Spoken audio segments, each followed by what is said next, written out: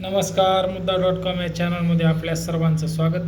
मित्रांनो, बरेच दिवस झालं केजमध्ये 4 दिवसापासून तुम्ही पाहत असाल की त्या ठिकाणी संतोष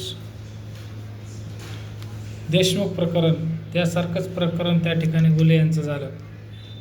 मग घुले यांचं प्रकरण घडल्यानंतर त्यामध्ये बजरंग बाप्पा सोनवणे यांचे पुत्र यांचा मोठा हात आहे अशा प्रकारचं बोललं जात आहे.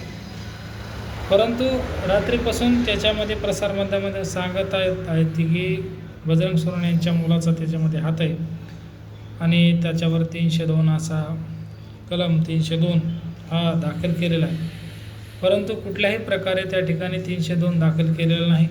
फक्त पुरवणी मागण्यामध्ये जी काही संबंधित तक्रारदार आहेत त्यांच्याकडून जी काही माहिती घेतली जाते त्याच्यामध्ये त्या ठिकाणी ते संबंधित व्यक्तीचं इसमाचं नाव त्या ठिकाणी दिलेलं आहे की ह्याची पूर्णपणे चौकशी करून जर तो दोषी असेल तर त्याच्यावर कारवाई करावी अशा प्रकारच्या पुरवणी मागण्यामध्ये त्या ठिकाणी मांडलेला आहे.